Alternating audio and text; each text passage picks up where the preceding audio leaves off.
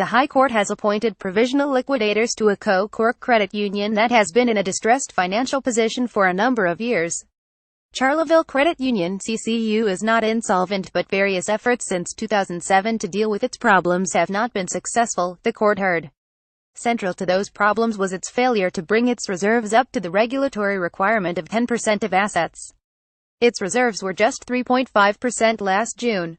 The central bank, which applied for the winding-up order to the court, was also unhappy with its poor lending policy, its costs-to-income ratio and its overall business model.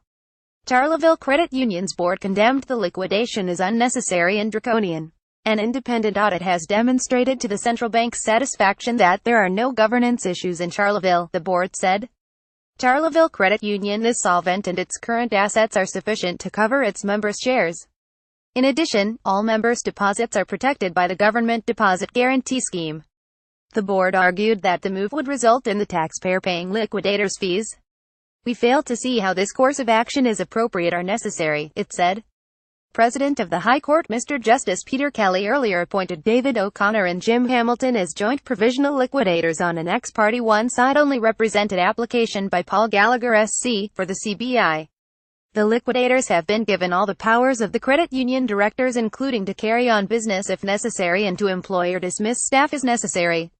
They will have the power to pay depositors from the government-backed deposit guarantee scheme, which guarantees all deposits held in a financial institution up to €100,000. There are no deposits in Charleville Credit Union in excess of that figure, the court heard. The central bank confirmed that it has invoked the deposit guarantee scheme. Members do not have to contact the credit union or the central bank, as compensation payments will automatically issue by check to all duly verified depositors, the regulator said. The bank added that the money would be paid as early as possible within the legal deadline of 20 working days. The central bank said that it was conscious that there was a demand for a credit union in the area and was committed to ensuring such a service would be available there. Mr. Justice Kelly gave liberty to the CCU directors to make any application they may wish to the court in relation to the central bank winding up, providing it is done by Monday next, and the case can then come back before the court again on Wednesday. Mr. Gallagher, in his petition, the court said there had been a number of efforts to deal with CCU's lack of proper reserves since 2007 through engagement with the Registrar of Credit Unions and the Irish League of Credit Unions (ICLU). The central bank requested CCU to comply with its reserves obligations on a number of occasions over the 10 years. Transfer of engagement talks, effectively mergers, with other credit unions had taken place but had not successful, the last one being with Clonmel Credit Union, counsel said. The ILCU had promised money from its Special Protection Fund to boost reserves once the mergers took place, but as they never did, the reserves still did not meet the required level. The central bank was conscious that depositors could get a higher rate of return from other institutions in circumstances where no dividend has been paid by CCU since 2007 and no AGM held since 2012, counsel said. The winding-up application was also made in the public interest and in the interest of the credit union sector generally, counsel said.